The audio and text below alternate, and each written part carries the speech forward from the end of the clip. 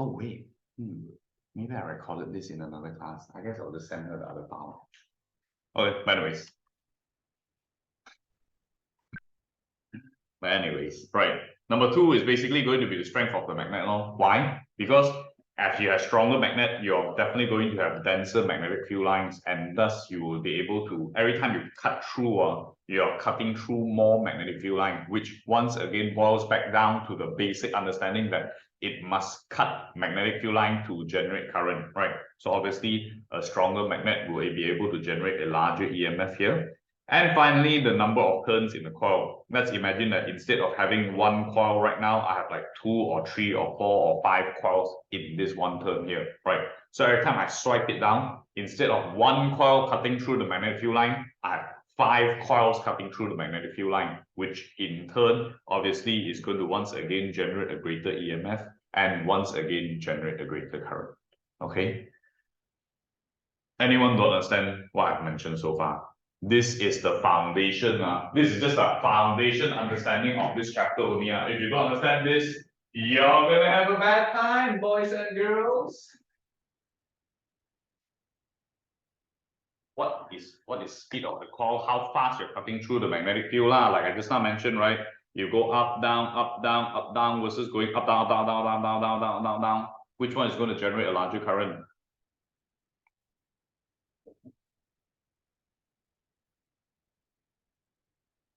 Which one is going to generate a larger current?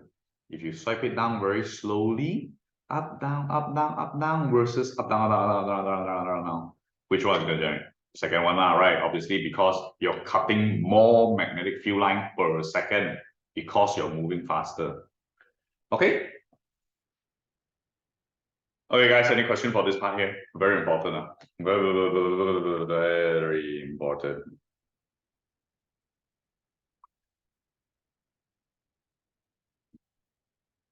Questions means to say everyone understands, I'm going to ask you one question later on. Okay, then moving on to the next part here, this is essentially going to be the second level of electromagnetic induction. This is something I like to call Lenz's law, guys. But usually no one remembers Lenz's law in the school because it looks complicated as hell. And then some of the students, they just don't understand what's going on here, right? Now, in order to understand Lenz's law, right, I want you all to remember once again the basic understanding of how when there is a current flowing through a conductor here.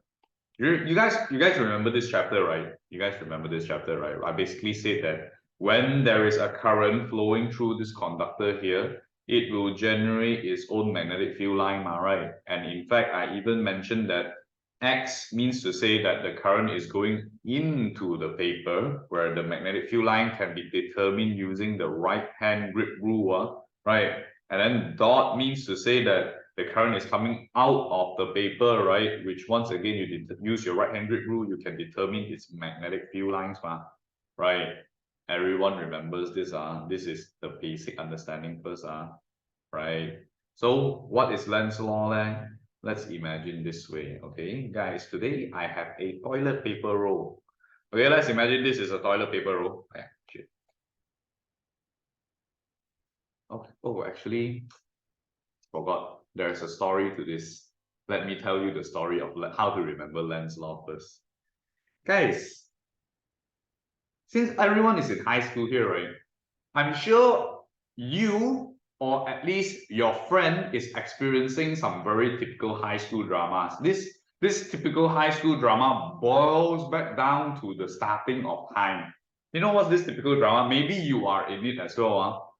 Have you ever had like one guy, it could be you, right, who really likes this one girl,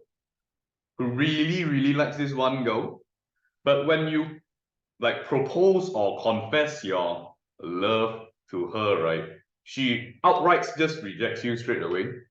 And then because guys, right, they're like xiao chang, you know, they don't give up hope, right? So it's like, okay, if you don't want to give me love, it's fine, I'll just find love somewhere else. So they'll go like, okay, right now I meet a new girl already, and then you like kind of confess your love to this new girl here, which is obviously not a bitch, right? And then she's like, oh, okay, I kind of like you too. Then Then as soon as this girl find out that, oh, they're starting to date together already, right? She's like, she FOMO, fear of missing out. Then she's like, hey, actually, right, I kind of like you too. And then this oh shit starts to blow up already. You guys know what I'm talking about, right? Are you guys in those typical drama? No, never happened before. No, for sure won't never happen.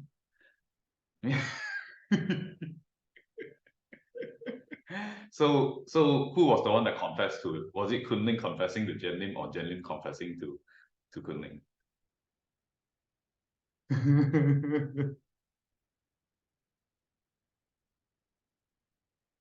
Right, this is what I like to call in Chinese, right? For all of you guys who understand Chinese, this is literally what we call the Fan Jian rule.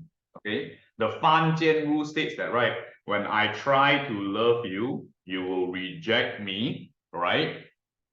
Right. Hey, pay attention to this, right? Pay attention. This is the concept you should have in your head for the next part. When I try to love you, you will reject me. But when I don't love you anymore, suddenly you try to attract me back in. Okay, in a way. So in a way, right?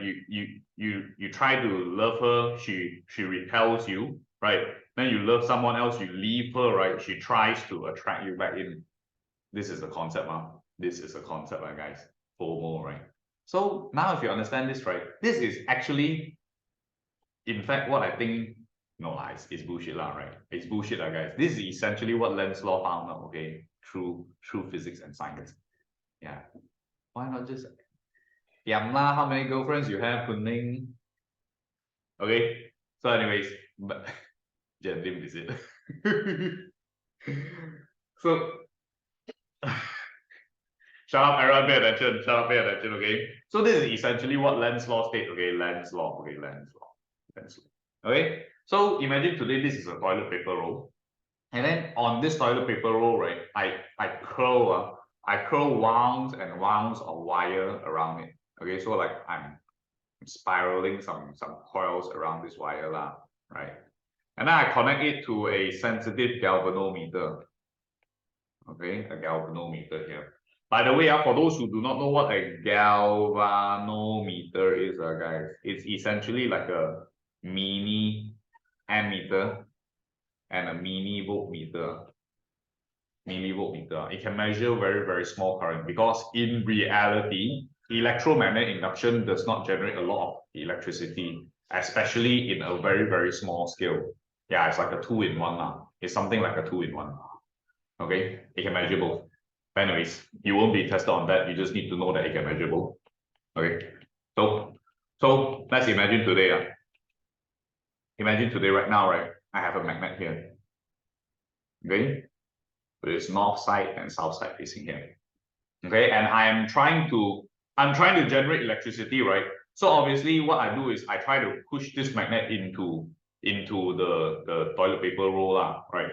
And when I have this magnet cutting through this toilet paper roll, right? Because this magnet has its own magnetic field lines, right?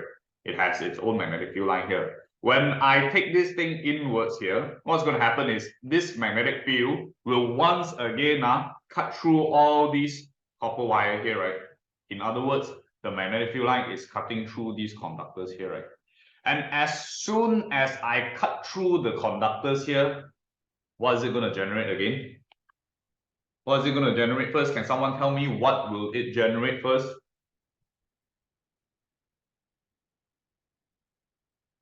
And do I have to resort to calling names? Yes, it will generate EMF first. And when there is EMF generated, it will actually have current flowing in this circuit as well. Okay, it will have current flowing in this circuit as well. Okay, now Lenz's law states that the induced current will always oppose the motion producing it, which is essentially the Fan Jian rule right now, guys. The Fan Jian rule states that when I try to love you, you will reject me, right? And because right now there is current flowing in this conductor here, just now I said that when there is current flowing in the conductor, it will generate its own magnetic field, right?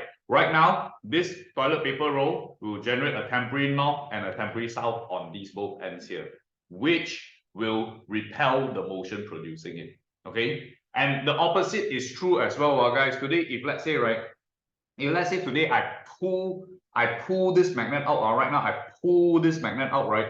Because just now I try to love you and you reject me, right? When I love someone else, you will try to attract me back in, right? So what happens is this thing here will start to generate an S, and this will generate an N, right? And every time I keep pulling it in, it generates currents that opposes my motion. Every time I pull it out, it will generate current to oppose my motion again. It will try to basically be super fanjian, right? And then it will keep alternating between here and there. Okay, guys. Anyone don't know what I'm talking about? This is very, very important. Anyone has any questions regarding this part here?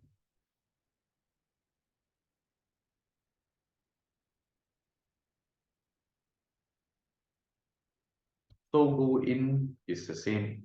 Is what? So go in is same, go out is opposite. Yeah.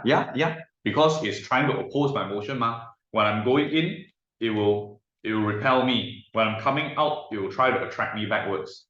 So it will cause the current to change direction as well. Just now the current is up, right? Right now the current is down. And you can double check this by using once again the right hand grip rule. The right hand grip rule basically states that this thumb will be the north pole, and these four fingers will be the current generated. Like for example, if you look here at the orange scenario, right now the north is on the left, right? And then the south is on the right. Now, if you use your right hand grip rule, you'll notice that if the north is on your left, you'll notice that your four fingers are kind of pointing upwards, which indicates that the current generated will be upwards first. Then, after that, when we pull the magnet out, guys, when we pull the magnet out, it will generate a different set of poles, right? It will be north and south here, Once you determine where the north and south is, right, once again, you can use your right hand grip rule, point to the temporary north. In this scenario here, the temporary north will be on your right side, right? And if it's on your right side, you can see that your four fingers are pointing downwards like this, indicating that the current generated will be pointing downwards like this here. For a better reference, you can refer, not to this. Refer to this diagram here. Okay, guys. I want you all of you guys, right, to test out your right hand grip rule and see if it makes sense in your head. Starting off with the first picture, which your thumb should be pointing to the right, and then your four fingers will be pointing downwards. The picture on the right, you see that the north is on the left. Then you can see your four finger pointing upwards. This is supposed to be the direction of current. This is supposed to be the direction of your temporary north pole, guys. All right, so this is your current. This is your temporary north pole. Everyone, please do this now because you will need this later on. Make sure that it all makes sense and make sure that it is in line with the Fanjian rule also, guys. When you try to go in, it will repel you. When you try to leave, it will try to attract you back in. Please take some time to look at this diagram here.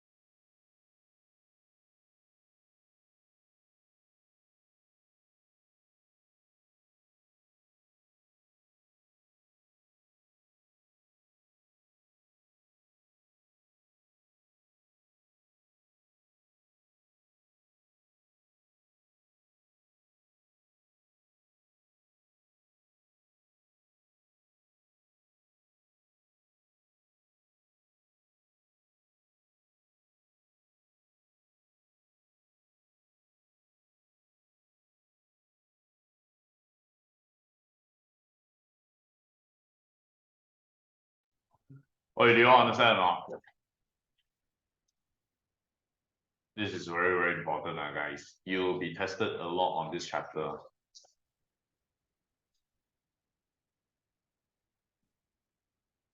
Okay. Everyone understand this part, I'm going to move on from this part, yeah?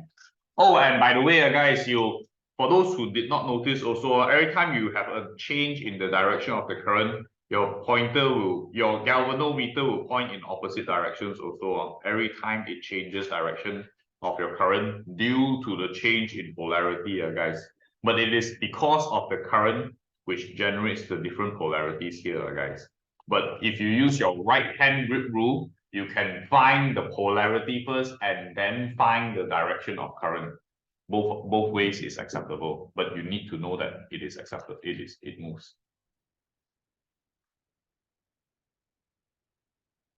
Okay, everyone, no questions, no questions. Then we're going to move to the final thing that we're going to do today before we attend some of the exercises, which is the most important thing in this chapter here, the Fleming's left-hand rule and the Fleming's right-hand. Now, guys, if you have learned this in school before and you have seen some of your friends do this, you'll notice that, right, since the beginning of time also is the same thing. You'll see that a lot of people go into the exam hall and they'll start doing this. They'll literally, right, have the confused face in their head when they see the question. They know it's going to be Fleming's left-hand rule or right-hand rule. Then they're going to be like this, then like this. Then they're going to start doing a little bit of like they're going to start to do a little bit of this and this and this. And eventually it will evolve into a Bollywood dance, guys. You'll see something like this. Because you can sure as hell know that they are confused as crazy already. They don't know which hand to use here. Now let me tell you how to use Fleming's left-hand rule, and don't go Bollywood dancing in the exam hall later on, guys. First and foremost, in order to understand the Fleming's left-hand rule and right-hand rule, you must establish what each and every one of these fingers represent. And once again, there is a story to be told here, guys. Right? The first finger here is going to represent your father. Why? Because your father provides for you, right? Give you money to study, right? Give you money to eat food, buy your clothes, buy your iPhone, buy your iPad, all your shit that you need, right? Your father is the good stuff. For sure, he's the thumbs up here. Your thumb represents the father. This finger here represents your mother. Why? Because every time you do something dumb, right, she'll start pointing at you and scolding you. Oh, didn't I tell you not to do this? Oh, why are you not doing your homework? Oh, why your school teacher calling me? Oh, why your girlfriend crying at the back there? Hey, why your boyfriend? Why you have a boyfriend even though you're a guy? Something along the lines, right? So this is definitely going to be your mother. And needless to say, guys, this one here is definitely going to be you, right? This is definitely going to be you, right? Needless to say, for sure, no need explanation. So from here, you need to remember father, mother, child, father, mother, child, father, mother, child. I know some schools, they teach you FBI or whatever, right? But I think this one is much easier to remember. Father, the good stuff. Mother, that scolds you. The child, no need explanation. Okay? Right, father, mother, child, father, mother, child. Okay, once you have these established, father, mother, child, then you can start thinking which hand. Okay, let me show you. You can start establishing which hand represents what already.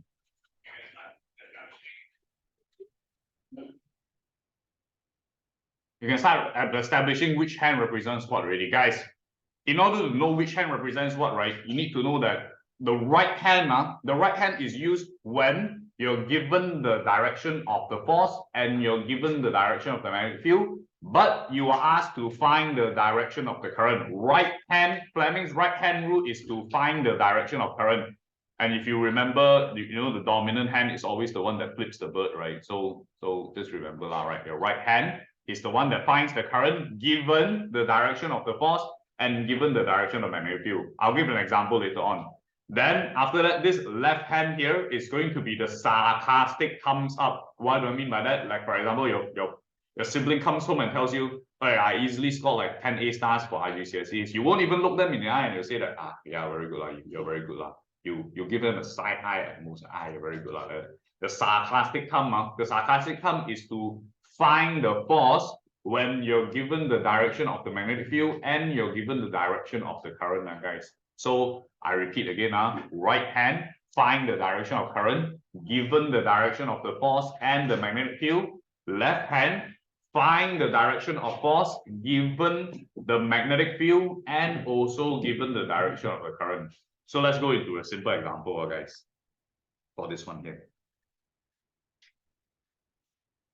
So let's imagine, guys, the question will be structured something like this. You'll definitely see this in your paper 2 and occasionally in your paper 4 as well, guys. but for sure you'll see it in your paper too. Okay, so the question will be something like this.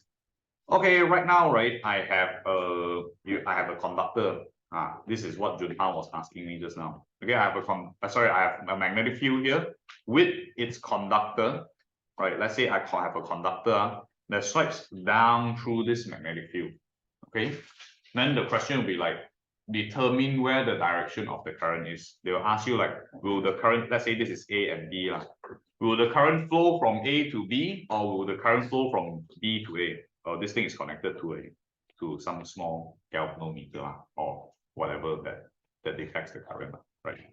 So in this scenario here, guys, which hand should we use? Fleming's right hand rule or Fleming's left hand rule? Which one? What are we given here, guys? What are the two criteria that we are given here?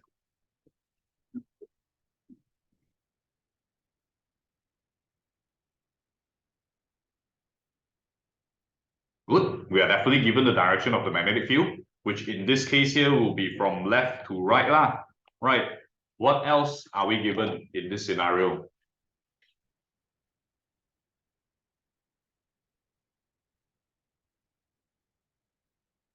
Current? No, we're not given the direction of the current also. In fact, yes, we are given the direction of the force because this part here is going to be the force, right? I've mentioned that we take this conductor and we swipe it directly downwards. Means to say I'm forcefully pushing it downwards through the magnetic field, right? So in this situation, we're given the direction of the magnetic field and we're given the direction of the force. Then naturally, we want to find the direction of the current, right? So from here, guys, what I want you all to do, right, is everyone do this because God knows you're not above the rest of them, right? I want you all to clench your right hand. Make sure you know which one is your right hand, by the way. I think the Zoom video kind of mirrors it, right? This is going to be the right hand, by the way, right? I want you to clench your hand into this. A lot of students, they straight away like to do this. They start to like, oh no, I start to align all three things together and you see them start to go Bollywood dancing. Don't be one of them. It is one of the dumbest things you'll see in the exam hall, and you can have a good chuckle in the exam hall if you see someone Bollywood dancing. Clench your hand into a fist and point the direction of the magnetic field first. In this case here, you will point to the right direction, right? And once you have the magnetic field in line in the correct direction, right? You open up your second finger, which is what you're given. In this case here, you're given the direction of the force, right? So once you have this, you align your force without changing your direction of the magnetic field, right? Okay. Which part did I lose you, Kunling? Which part did I lose you? From the start, you understand that you're given the magnetic field and the force, right? Do you understand that you're given the direction of the magnetic field and the force or not? Were you daydreaming just now? And then suddenly halfway through, it's like, shit, he's saying something important. Good. I tell you what, in this scenario, you are given the direction of the magnetic field. You are given the direction of the force. This is obviously the direction of the magnetic field, and this is obviously the direction of the force. Then in this scenario here, because you're given the magnetic field and also the force, you are supposed to use Fleming's right hand rule, because Fleming's right hand rule is the one that finds the current. Okay, then from here, once you have this already established that, oh shit, I need to use Fleming's right hand rule to solve this question. You clench your damn hand into a fist, right? You clench your damn hand into a fist and you start pointing in the direction of the magnetic field first, guys. You point in the direction of the magnetic field, and then after that, you open up your second finger, which is the force finger, and you some students that are damn dumb one, like zero hand-eye coordination. As soon as their thumbs go down like this, right, they're like, oh, something like the whole thing changes. I don't know why, but hopefully you're not one of them, right? Point like this, turn this without changing your magnetic field finger, and then finally, right, you won't be able to see this, but from the back here, you'll see that I've opened up my middle finger already, guys. Once I've opened up my middle finger, I notice that the current is actually flowing towards my direction, In this case here, that means to say that the current is actually flowing from B into A when I strike the conductor down, guys. Do you understand what I'm talking about now?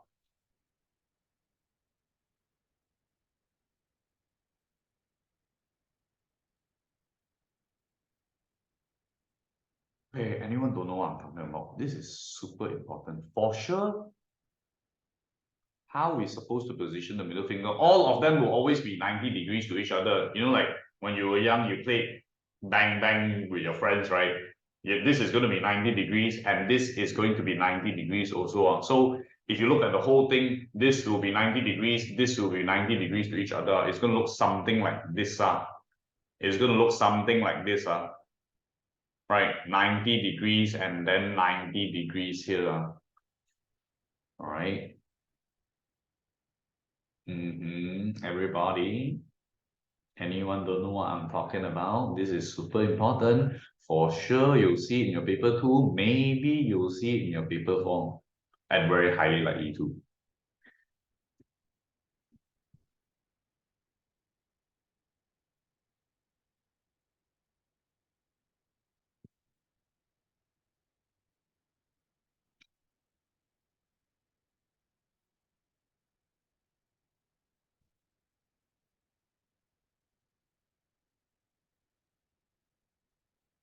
Okay, everyone understands.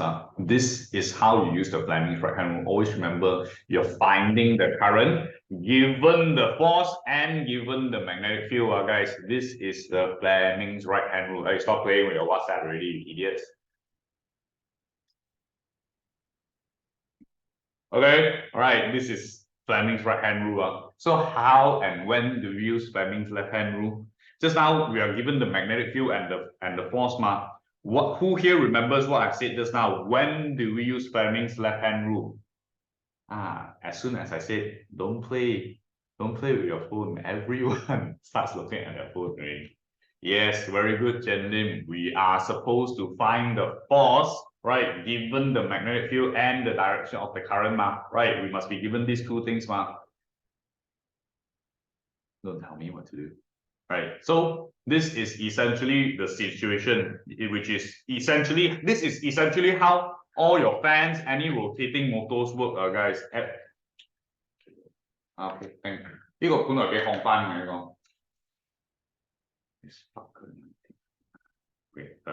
Okay, so like I was saying, guys, essentially Fleming's left hand rule is essentially everything that has a spinning component, like your fan, your aircon, your motors, right? All of these are going to be your Fleming's left hand rule. Why? Because in this situation, you are given the direction of the magnetic field, right? And you are also given the direction of its current.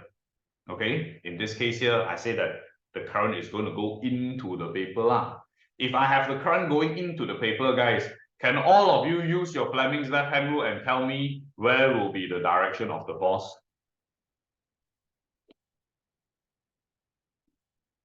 No, Jerry, it is not. You're wrong. Right. Nani? To the right. 10B boys, what's the school teaching you guys? None of you guys have, except for Junhao. Junhao is the only one here. It's supposed to be down. Yes, why should it be down? Once again, clench your hand into a fist. Don't go Bollywood dancing. Point always the direction of the magnetic field. In this case here, it will be towards the right once again, right? And if it is pointing towards the right, next thing you do is you open up your middle finger and you point it into the screen, right? If you point it into the screen, because X means to say the current is going into the paper, right? X is current into the paper, right? Then after that, you have this in line already. Open up your final finger and you'll find that the force is going downwards, guys. Do you understand what I'm talking about or not? Your force should be downwards here. This is your Fleming's left hand rule. Okay, guys. Anyone's got any question or not so far? You want me to give you another example, guys? So for both hands, when the current goes right, we turn the Hand upside down. What the hell are you talking about? What's this? Or right for left and left for right. What? Don't refer to the camera, guys. The camera is like mirrored. It's mirrored in a way that my right will seem to your left, guys. So don't refer to the picture. Listen to my words, guys. You're supposed to have your finger point, your magnetic field, finger point towards the right. Then your current going into the paper. Then finally, your force is supposed to go downwards here. Do you know what I'm talking about now? When we turn hand upside down, always.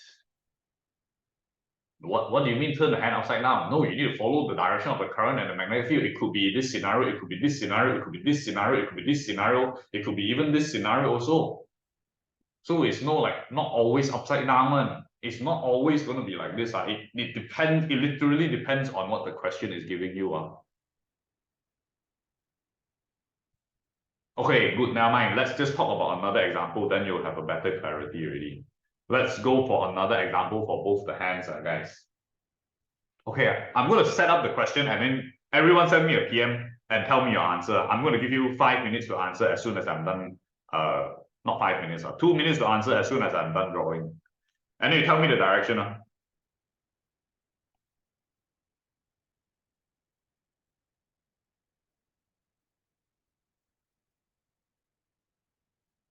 my God.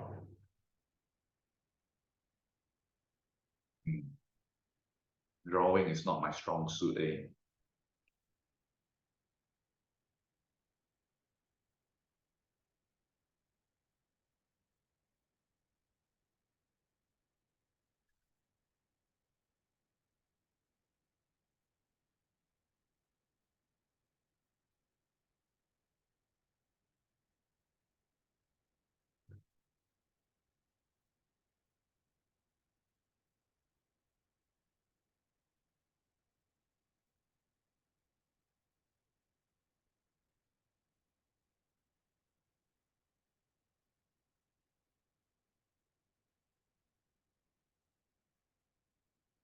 Hey, everyone have a look at this. Send me an answer, PM me on Zoom so that I can tell who knows and who doesn't know.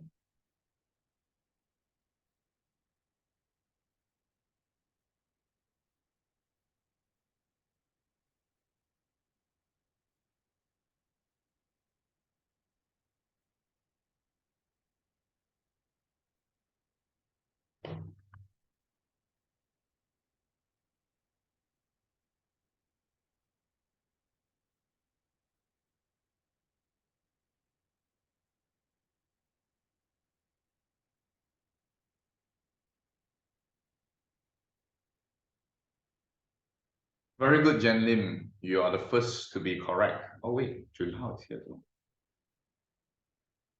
Oh, Junhao, you are wrong for the second part. Very good, Kunling. You're the second one to be correct.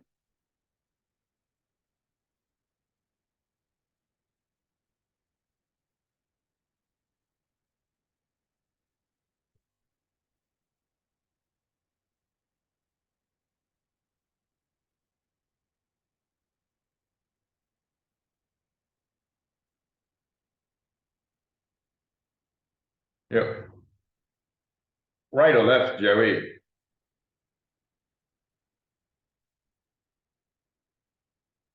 Very good, Scott. You're correct. Jerry, you're wrong for the second part.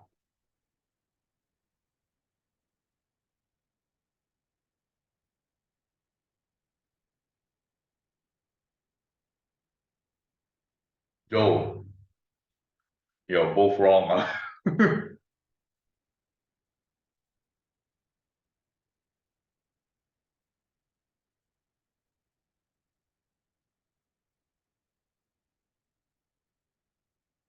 Wait, what's the question? Isn't it away? No, this is going out of the screen. Dot means to say the current is coming out of the screen and into your eye.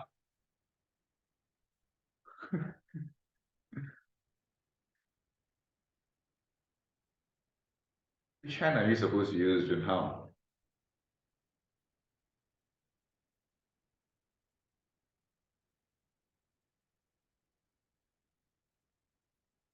Yes, okay, good. Yes.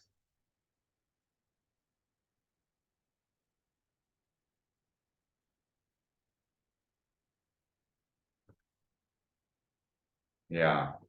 So that's the correct answer, right?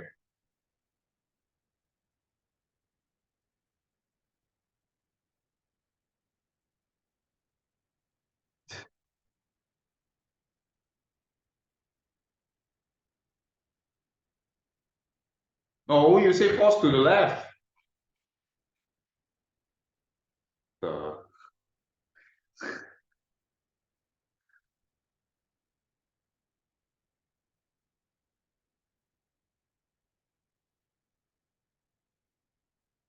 Main, what's my answer, Shemaine? And Tavish, have you answered me already or not?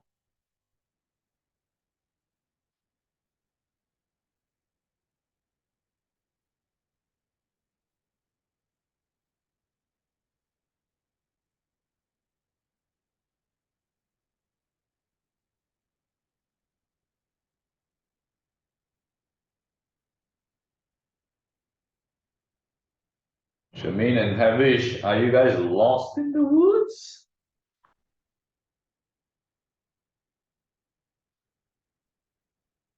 Yes, that's correct. Jerry, your first one is correct. The second one was the one that is wrong. Yes, correct already, Jerry.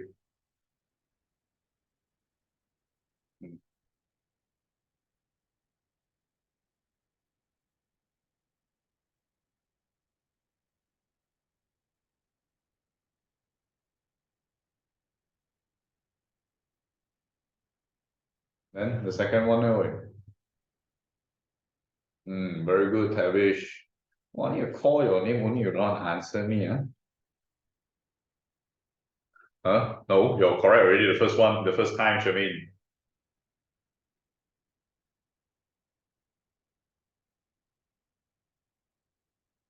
How about the second one?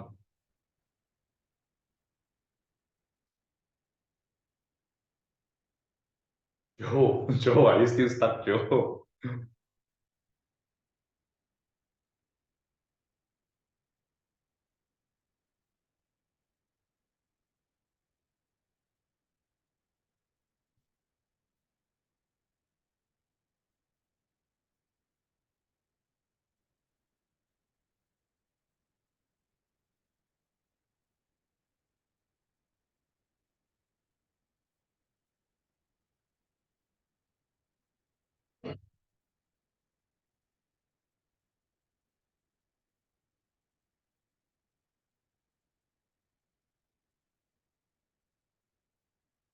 No, both wrong.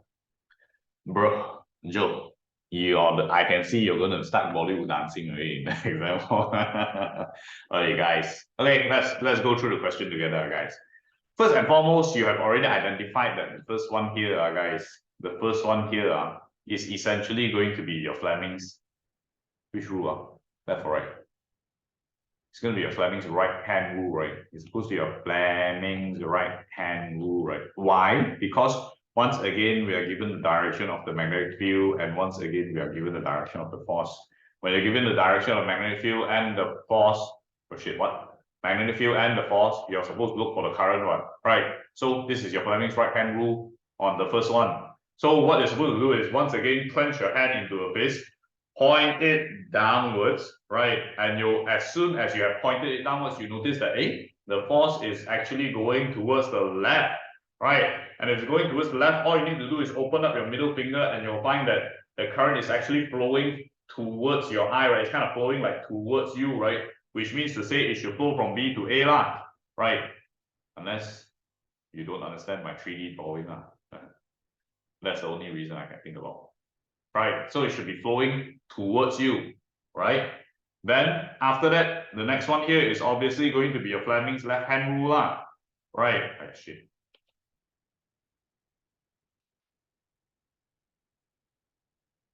What do you mean force is down? The force is not down. The force is to the left, bro. Dude, what do you mean? How are you looking at it? Is your orientation correct? Right, this force is towards the left already, right?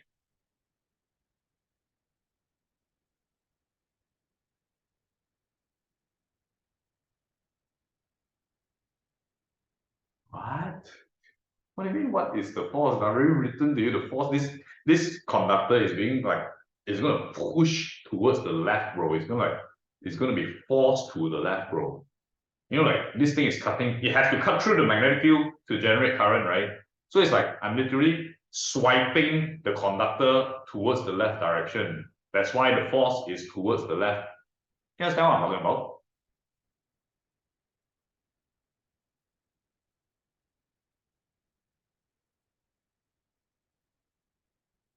If you're confused, now would be a very good time to voice out your confusion because it only gets harder, boys and girls.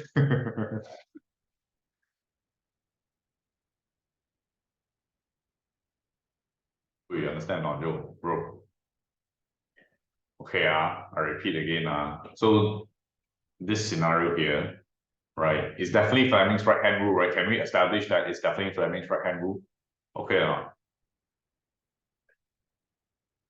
wait, okay, both of you guys who got it wrong. Right, yes, so it's Fleming's right hand rule. So from here, I know that this conductor here is being swiped towards the left direction, right? So if let's say this was the conductor, literally I'm like swiping it through the magnetic field line, I'm like swiping it towards the left direction, right? And thus the force is in this direction here, right? And once I have this established already, right? Fleming's right hand rule, clench it into a fist first, always point the direction of the magnetic field. And then once you have the magnetic field in line already, point your force finger here, right? Which is towards the left once again. And if you open it up, you'll notice that your middle finger is pointing towards you, right? Your middle finger is pointing towards you, right? Indicating that the current here is actually flowing towards you, which is B into A. Do you understand or not?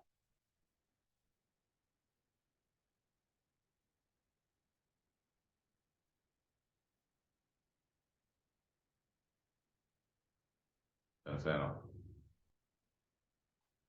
Okay, can okay, wait, Shermaine, okay or not? Okay, then once we have established that already, moving on to this next part here, for sure is going to be the Fleming's left hand rule already, right? Why? Because I'm given the direction of the magnetic field, and I am also given the direction of the current here, which means dot means to say it's coming out of the paper because X is into the paper and dot is out of the paper, right? So clench your hand into a fist once again. Your magnetic field will once again point downwards because literally it's always north to south, right? And then once again, you'll have your middle finger here that's pointing towards you, right? If it's pointing towards you, then ultimately all you need to do is lift this finger up and you'll notice that bam, the force finger is towards the right, right? The force finger is towards the right, indicating that this this conductor will be forced towards the right now. Why? What do you mean? Why current is towards you? Literally, it's because of this, bro. It's like X and dot. X means to say the current is going into the paper, right? Or in your case, into the screen, lah. And dot means to say that the current is coming out of the screen. Yeah, that's what I'm talking about. 講得口水都講啦。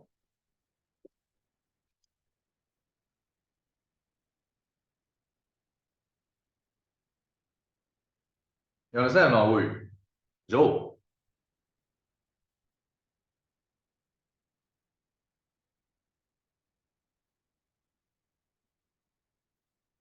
it's okay, don't worry. I like to live life on the edge.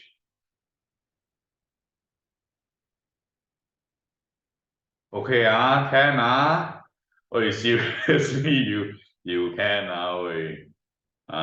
if you have any question, now is the perfect time to voice out your opinion, your question already, because we will most likely not touch this until like quite later on already. Okay. Okay, so if everyone is okay, right? look back into good. The one more example is literally going to be here already. Okay, for everyone that I think everything is printed out to you already, right? Everything is printed out to you guys already, right? If not, draw your own hand and label everything, right? Then after that, I want you all to attempt these two final examples before we proceed on to the next part. Everyone, you have a maximum of 5 minutes to attempt this question. It's either you know or you don't know. Please send your answers to me if you want to check and see if your answer is correct.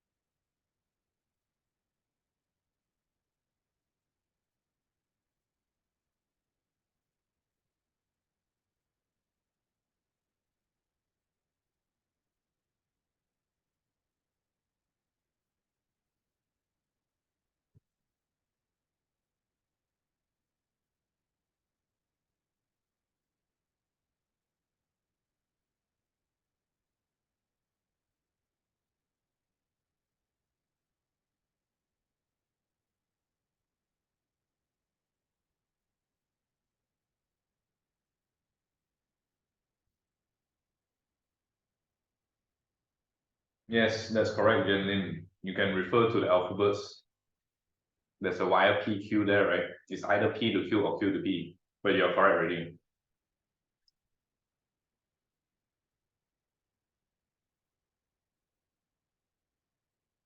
Yes, Shermaine, you're correct.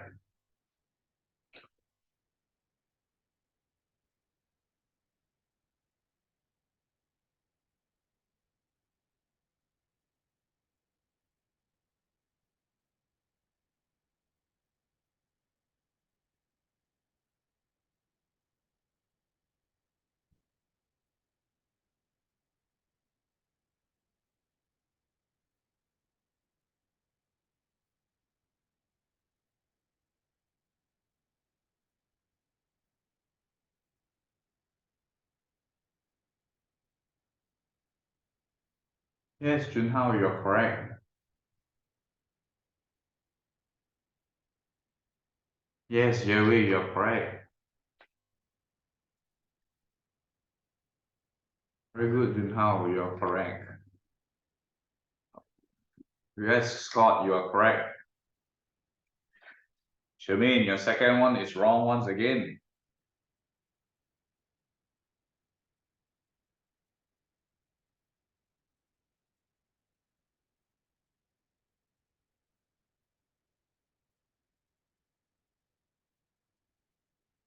Very good, Kunling. Excellent.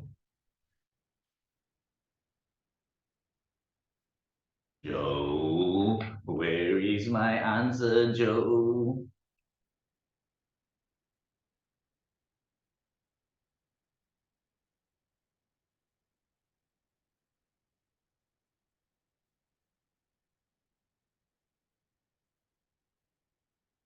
Yes, Tavish, your first one is correct.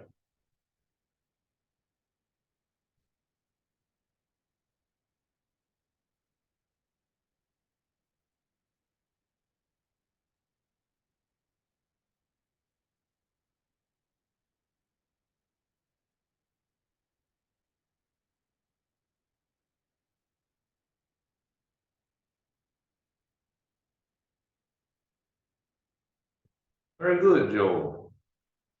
No need, you don't need to take your life. You're correct already.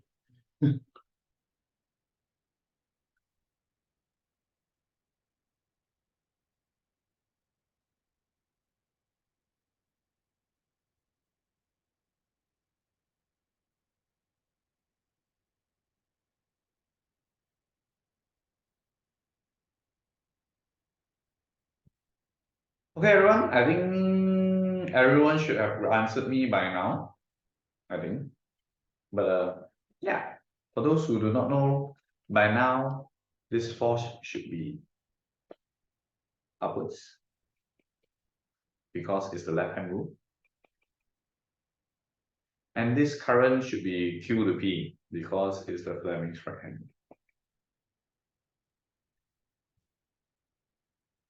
rule. Okay. Everyone has a good idea of what's going on already, guys. Anyone still don't know anything from this part here?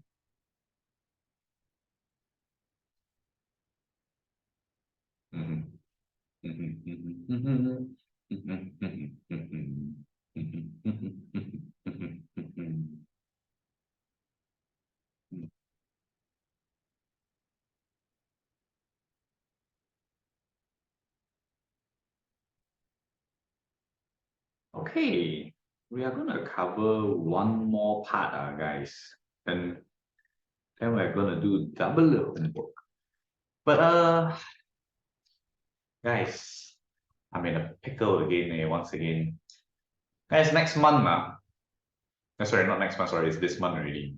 This month, I will be away on the 15th to Bali because it's my cousin's kind of like wedding trip, and then we're all going there to, sin, right? But anyways, on the 15th, I won't be here again. So I'll probably have to replace class on the 22nd or the 8th for 2 hours again, guys.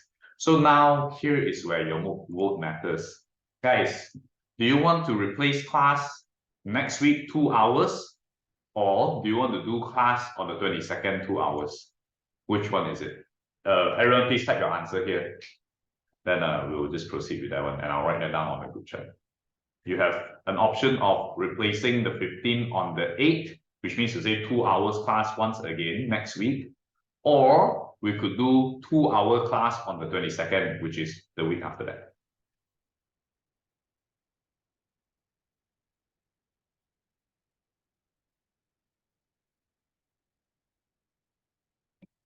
Next week, anything next week, 8th? Yeah. Oh, Joe wants the 22nd. Why are you not free on the 8th, is it, Joe?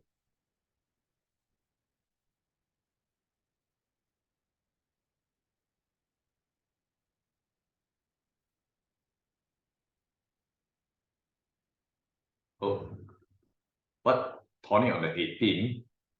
But it's on the 8th.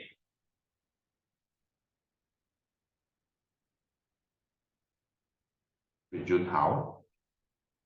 But Junhao say next week. No worries. Education is more important. It's the lie all school institutions tell you. But don't worry. You'll be fine. Okay, we're going to do it on the 8th, guys. Means to say next week, it will be a 2 hour class again. Let me write this down right now. 8th February 7th.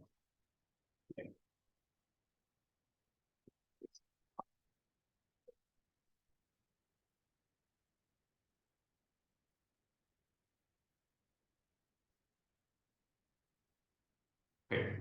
For any references, you may refer back to.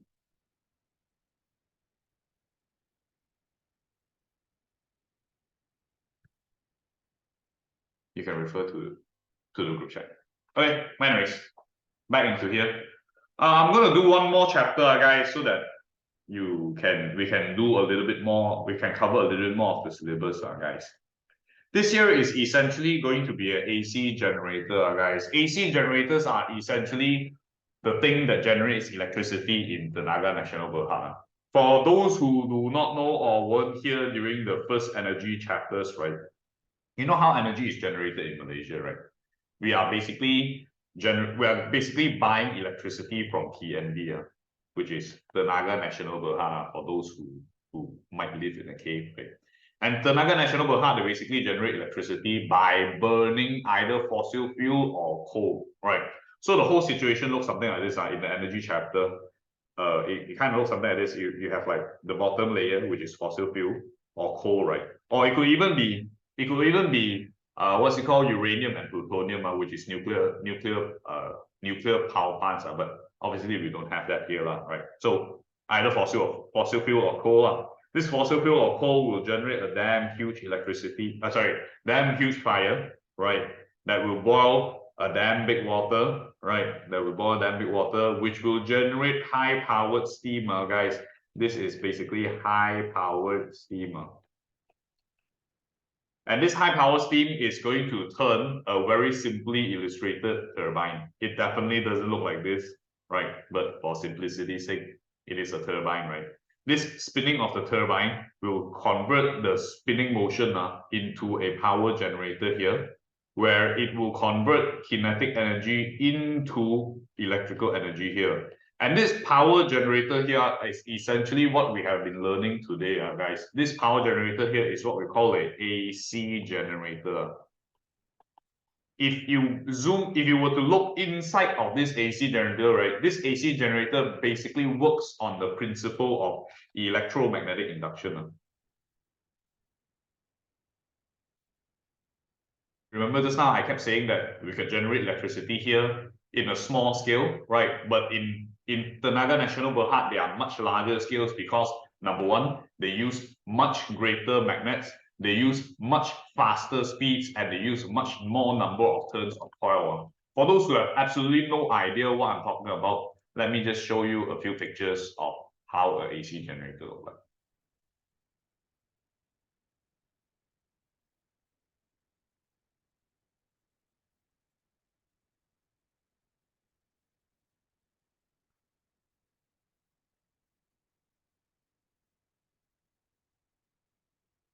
You know, this is what you learn, guys. Oh shit, am I sharing the right screen? Yeah. This is essentially what you learn, right? But in a real AC generator, right, there won't just be two magnets and two number of turns of coil. Instead, they'll have damn a lot of magnets and damn a lot of coils. It will look something like this here. It will look something like this here. These are the coils, these are the magnet. It could either spin the magnet or it could spin the coil. There's no one fixed way. And then another picture will look something like this here.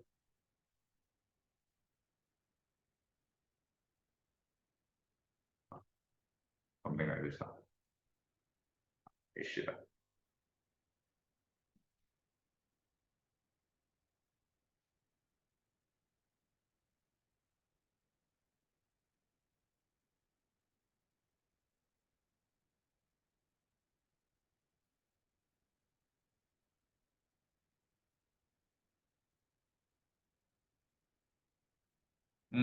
That day I was just showing it to my other student. I can't find a decent picture right now.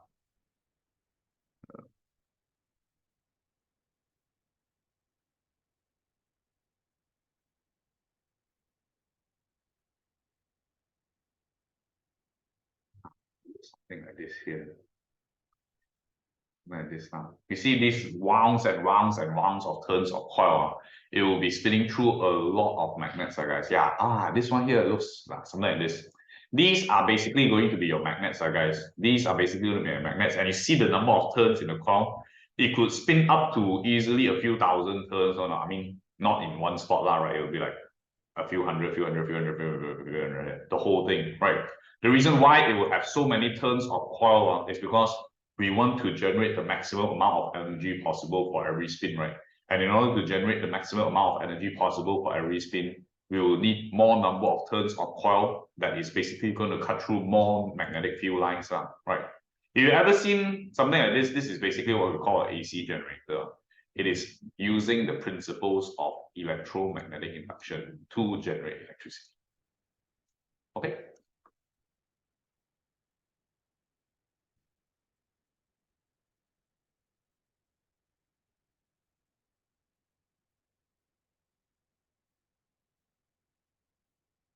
Okay, so if you look back here, guys, this is like the super simplified version of how an AC generator looks like. In the AC generator, there are only a few components that you must know, guys. A few components that you must know. Obviously, number one is going to be the magnets, which are going to provide the magnetic field, right? It's going to have two sets of coil, right? One for each side, right? As you can see, the red color and the blue color one here. These red and blue color ones here will be connected to something known as a slip ring, guys. You can imagine it's one ring slipping into two, and thus we call it a slip ring, guys. And these slip rings will maintain contact with these carbon brushes here, right? These carbon brushes here are essentially conductive brushes, meaning to say the electricity that is generated in here, guys, it is generated in here, can be conducted through the brush to whatever electrical device that you may place here, right? And then, yeah, this whole thing is just working on the principle of electromagnetic induction. Every time this thing spins, like you manually spin it, right? Yeah, you're definitely going to manually spin it now. It could be any form of turbine. It could be like the turbine that I just told you. It could be the hydroelectric dams, which cause water to push down and spin the turbine, right? Or it could be anything, even the windmills, you know, the windmills that are spun by the force of the wind. The inside the windmills is also going to be this thing here. All of them serve the same purpose. They are going to go through electromagnetic induction. It's just up to whoever that was more creative to spin the turbine, but all of it will still generate electricity, right? Okay, so these are the few things you must know. Then in your exam, pay attention. This is also important, guys. They will occasionally ask you what is the purpose of this slip ring here. The purpose of this slip ring is for the coil to constantly maintain contact with the carbon brushes so that it can continuously spin in one direction, guys. I repeat, these slip rings here are constantly in contact with these coils here, so that it will remain in contact with the carbon brushes, so that electricity can flow through it, guys, and allow it to spin in one specific direction. Then there's also one more thing that is super important. When will it generate the maximum current and when will it generate the minimum current, guys? And in order to understand that, there's a very simplified video that you can watch, which is one of my favorites.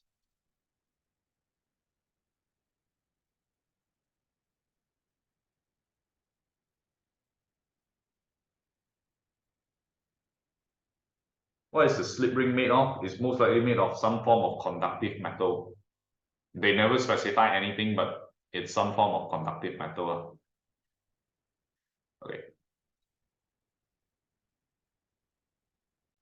Okay, everyone, please pay attention to this. It will give you a really good idea of how AC generator works, and everything in here is relatively important. So pay attention.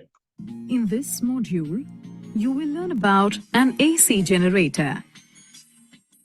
An AC generator is an electric generator that converts mechanical energy to electrical energy in the form of an alternating EMF or alternating current. Guys, pay attention to how the coil remains in contact with the slip ring here, guys. You can see that working principle, the form of an alternating EMF or alternating current. With the rings. Working principle of an AC generator. An AC generator works on the principle of electromagnetic induction. In electromagnetic induction, when there is a relative motion between a coil and a magnetic field, an electric current or EMF is induced in the coil. This part here is essentially the Lenz's law that we talked about. When you push it in, it will generate a current in one direction. When you pull it out, it will generate a current in the opposite direction. Parts of an AC generator. An AC generator has an armature ABCD. It is a rectangular coil with many turns wound around a soft iron core. A shaft. It can be rotated rapidly.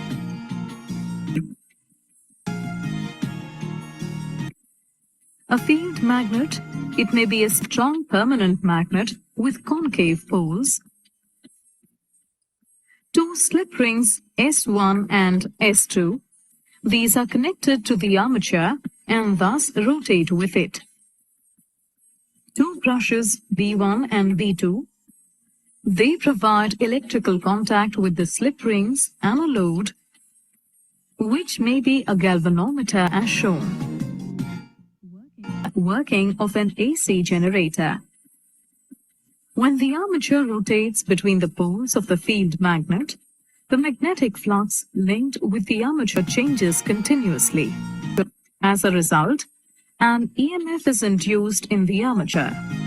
This in turn produces an electric current through the armature and the galvanometer and through the slip rings and the brushes. Note that the galvanometer needle swings between the negative and positive values. This means that an alternating current is flowing through the galvanometer. Direction of induced current. Initially, the armature ABCD is vertical with its arm AB up and CD down. Is the video? The direction of magnetic field is from left to right.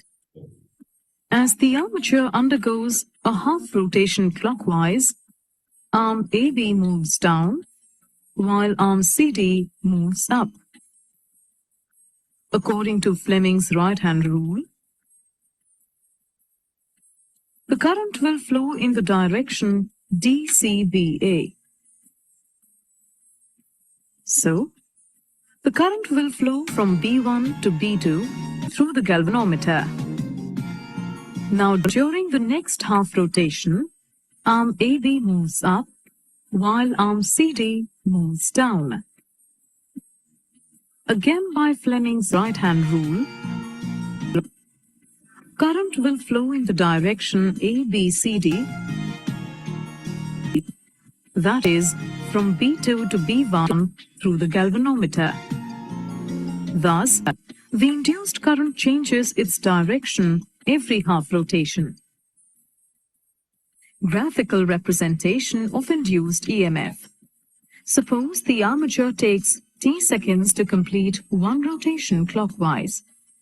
At time t This is important, guys. Make sure you have a look at this. Is equal to 0 second, the armature ABCD is vertical with arm AB up and arm CD down. At this position, when the armature rotates, the rate of change of magnetic flux is momentarily 0. Hence, the induced EMF at this position is 0. Guys, the reason why it is a 0 here is because at this exact instance here, the coil is actually moving parallel with the magnetic field. That's why it will generate a minimum current here. But obviously, as soon as it starts rotating, it will generate something different. During the first quarter rotation, the induced EMF increases. Then, at time t upon 4 seconds, the armature becomes horizontal. At this position, the rate of change of magnetic flux momentarily attains the maximum value. Guys, it attains the maximum here is because at this exact instance, guys, the coil is actually moving down and the coil is moving upwards here. And if you look at this, obviously it is cutting most of the magnetic field at this point. That's why it generates the maximum here. But it will keep alternating between the minimum to the maximum to the minimum to the maximum to the minimum again as well. You can just have a look. Therefore, the induced EMF at this position is maximum. During the second quarter rotation, the induced EMF decreases. Then, at time t upon 2, the armature again becomes vertical and therefore the induced EMF is 0. During the third quarter rotation, the induced EMF increases but has an opposite polarity as compared to that of the first half rotation. At time 3t upon 4 seconds, the induced EMF attains its maximum negative value. During the fourth quarter rotation, the induced EMF decreases and becomes 0 momentarily at time t seconds, as the armature is vertical once again. So the magnitude of the induced EMF is sinusoidal. In this module, you have everything else is not important. So, if you look back in the notes here, is literally everything that I've mentioned in the video that you need to know. Okay.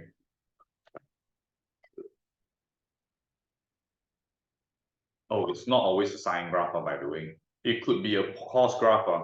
You know how will it be a cos graph? If let's say, right, the coil starts in this position here. It's not always going to be a sine graph. Don't have that in your head. Yeah, shit, it doesn't have that. Like for example, guys, if let's say, right, this question here, right, they change it up a little bit. They say that instead of the north and south being here, right, if the north and south is here, at this instance, the coil will actually move parallel with the magnetic field. If they ask you to draw something like this from the beginning, you need to know that the initial point is going to be, actually this was the example. Look, yeah.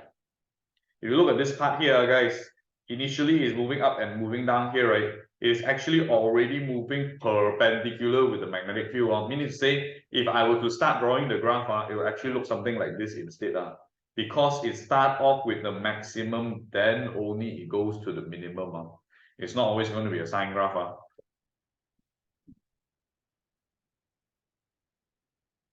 Okay.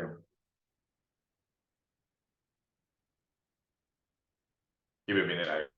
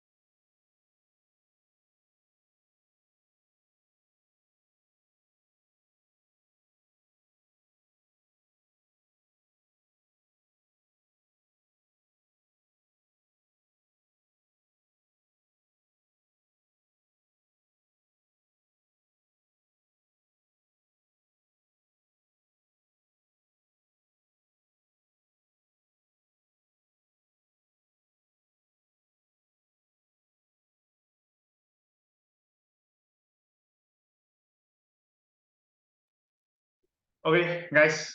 Yeah, if you look at the notes here, this is going to be the last thing that we're going to learn today already, and then we'll leave the rest for next week already. Okay. If you look at the notes here, this is essentially going to be, yeah, like you see here, this one here, it will start off at minimum because it is moving parallel with the magnetic field, right? Then after that, it will be maximum because it's perpendicular, then minimum, then maximum, then minimum again, right? AC generators are used to generate current through application of electromagnetic induction. AC generators are definitely going to be slip rings. Next week, you're going to learn about DC motors, which is going to use split rings, guys. You are actually required to remember this, like what ring it uses, right? Then you're also roughly supposed to know what the split ring is for. The slip ring is connected to the coil of wire, while the carbon brushes are connected to the external circuit here. The brushes are constantly in contact with the slip ring so that the current can flow from the coil to the external circuit, guys. They must always be in contact so that the current can flow into the external circuit here, guys. And it also allows the coil to continuously spin in one direction. Now, please write this down onto your notes, guys. Okay, write this down here later on. AC generators do not generate EMF at 0 degrees because it's moving parallel with the magnetic field. As long as you're moving parallel, it will not generate any current. EMF is maximum at 90 degrees. In this scenario only, and only in this scenario, it doesn't always, it's not always the same. Read the question properly. It will cut through the magnetic field perpendicularly. That's why it's maximum. Once again, if you want to increase the current induced, it's the same thing also. Increase the magnet strength so that it has more magnetic field lines. Increase the number of turns, so every time it spins, it cuts more magnetic field line, and obviously the speed of rotation of the coil. Okay, guys? Please copy down the statement, and then we'll be doing some exercises.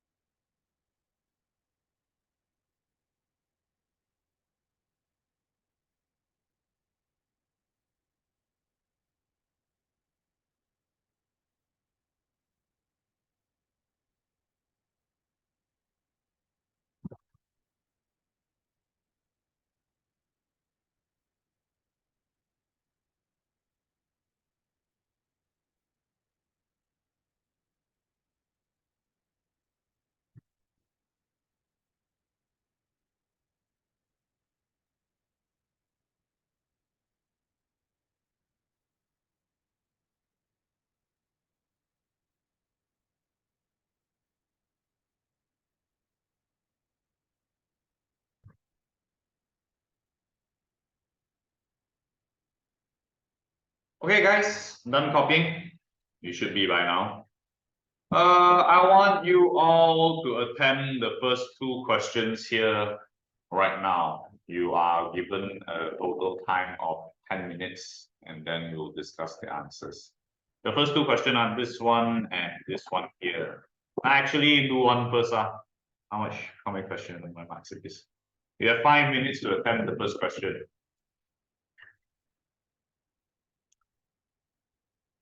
Good right now.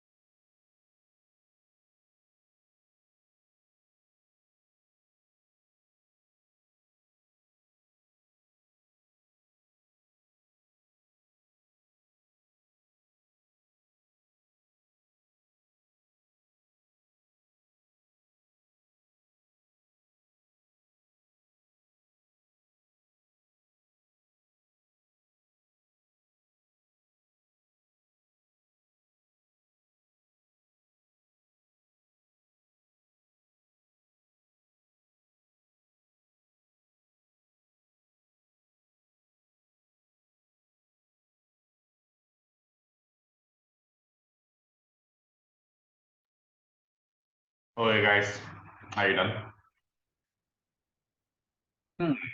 Let's see who to pick out today. Uh, who hasn't been along?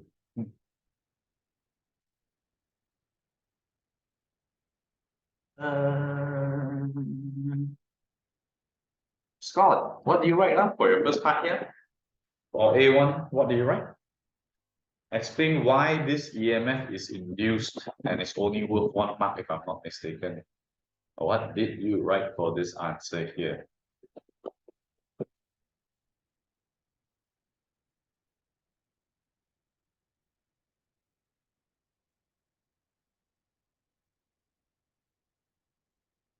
Man, it's cutting through the current and induces wow, good. So explain if you ever see this kind of questions, which is a super duper standardized question, right? They ask you why is there an EMF induced here is simply because the coil is cutting through the magnetic field, or in this case here, the magnetic field is cutting through the coil, guys, which induces the EMF 1 mark. Then the second one, state what happens to the needle when the magnet is released from rest and is pulled up by the spring. Who shall I ask? Havish, what did you write here when it's being pulled up by the spring? What will you observe from the needle of the ammeter?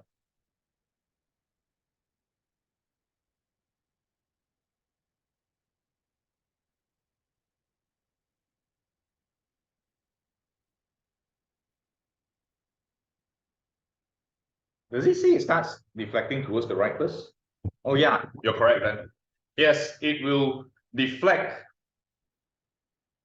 It will deflect towards the left because just now in the question they say that when it goes down, it is already deflected towards the right, right? As they state here, it already states that it will deflect towards the right when it's going down. Right now, when it's pulling up, it reversed polarity already, right? So naturally, of course, the needle is going to deflect to the left, then return back to zero, guys. It's supposed to deflect to the left.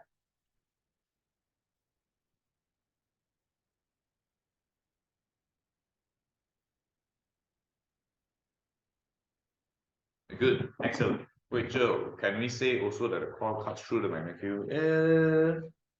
Yeah, it's acceptable because both of it is the reason why.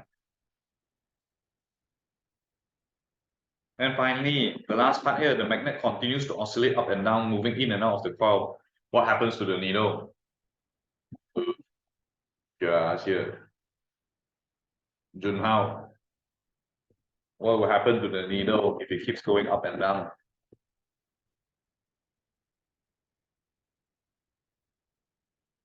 It will continue to continuously oscillate left, right, left, right, left, right, left, right, left, right, left, right. Very good.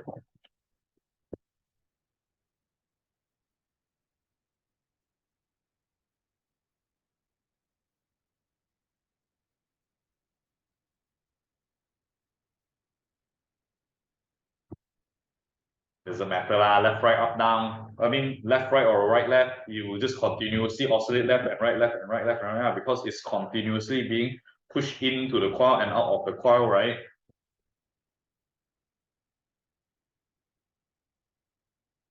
Matter, it's the same thing lah. Point to the opposite direction. Can Scott is acceptable also if you write point in the opposite direction.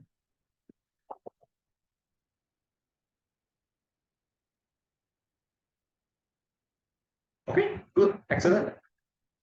Guys, you're gonna see that this question here is going to be a relatively hard question, guys. Can you all take another 5 minutes and attempt this question here?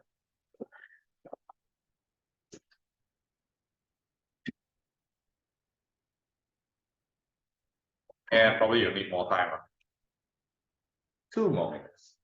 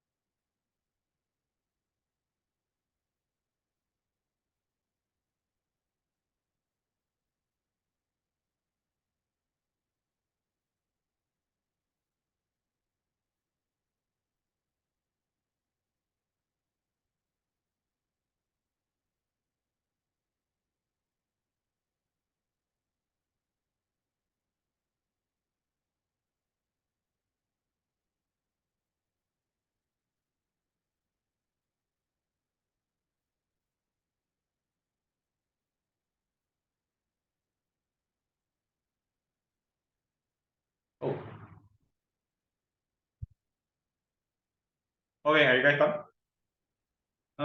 But I can imagine some of you guys are going to be really confused with this question, guys. Well, let's go through this together, guys. All right. If you look at this question here, right, what's the first piece of information they give you? It stated that a solenoid is held in a vertical position. The solenoid is connected to a sensitive center zero ammeter. Center zero means to say pointing here is 0, 1, then it's going to be like 1, 2, 3, and -1, -2, and -3 here. So that's what center zero means.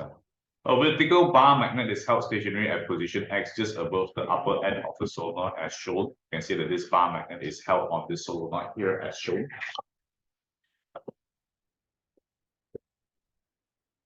Right. Then after that, it says that the magnet is released and it falls through the solenoid. During the initial stage of the fall, the sensitive ammeter shows a small deflection to the left. So initially it was towards the left.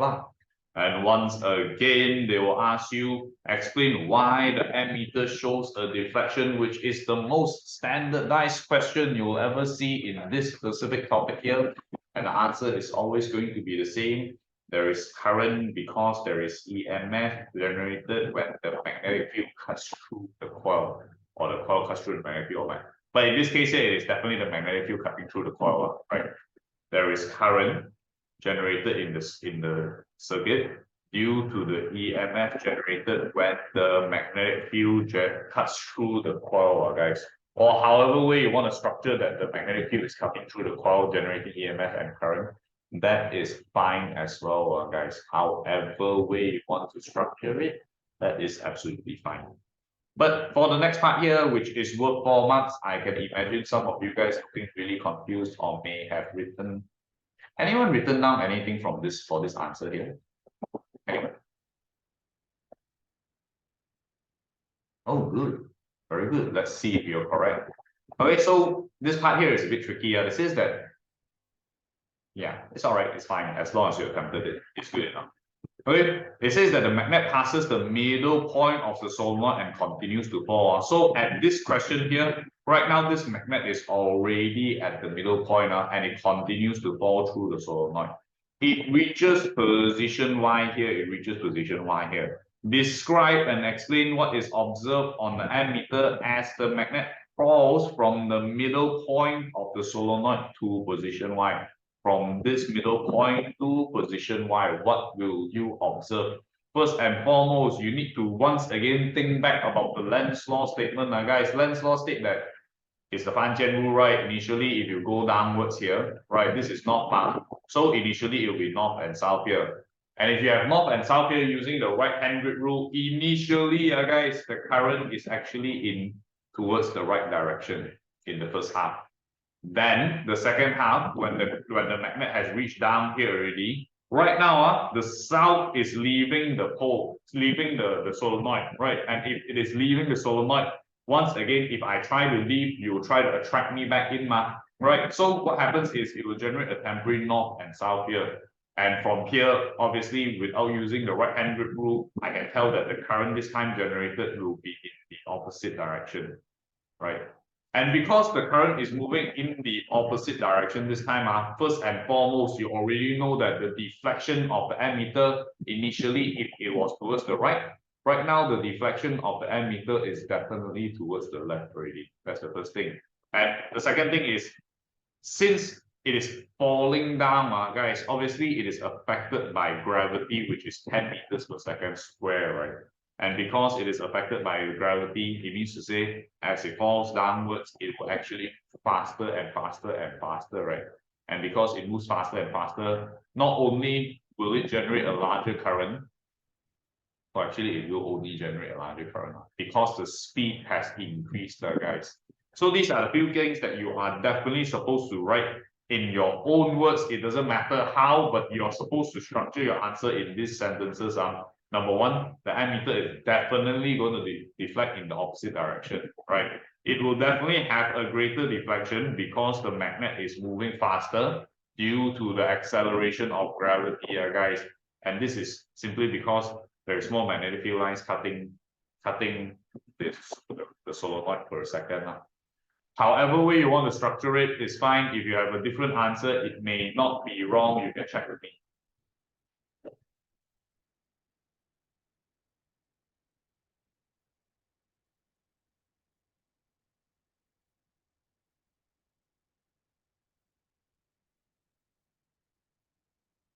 Ah, yes, I can.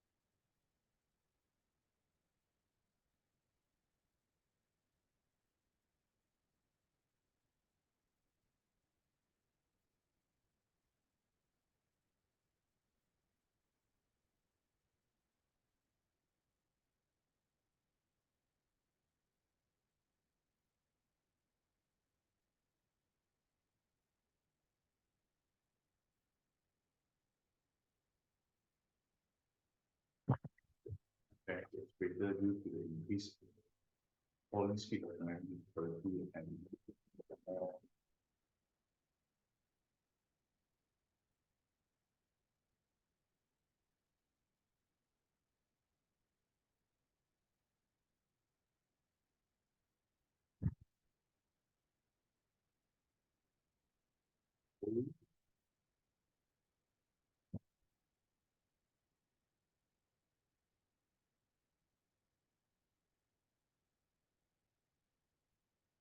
something along these lines, huh?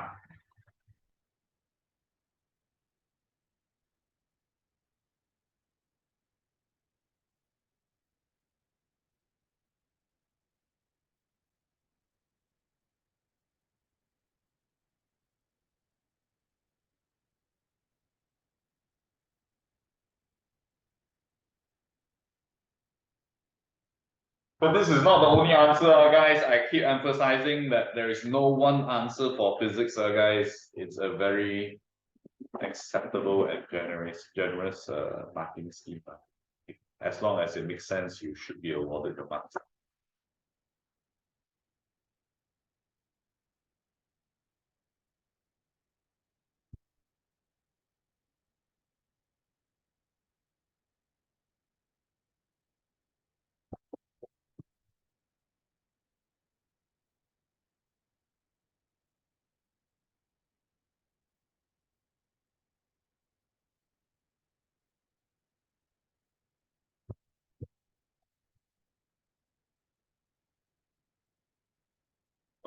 Oh.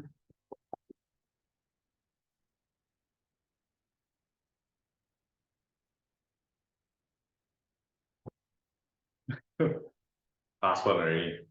Okay, last one. Suggest two changes to the apparatus that will increase the initial deflection of the ammeter. Oh shit. Okay, last question already. Oh, sorry. Last question already. Suggest two changes. Obviously, in order to increase the initial deflection, I need to increase greater current, right? And if I want to increase greater current, there's always going to be just those three things. Either more number of turns in the coil, a stronger magnet, or a greater initial drop speed of the magnet, guys. Anything that's logical is acceptable, guys. You can write literally anything from this card here.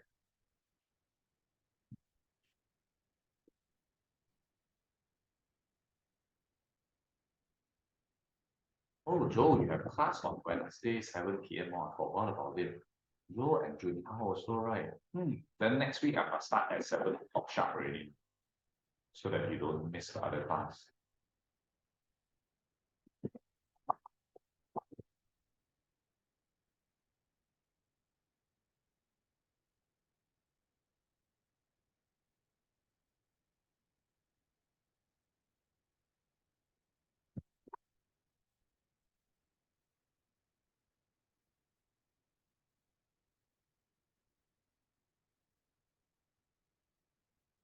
Okay, guys, if you're done with this already, you are free to go. If you have any questions, you can stay back and clarify anything that you answered or not. Okay, for those who are going for bio class, you can go already. Okay, bye-bye.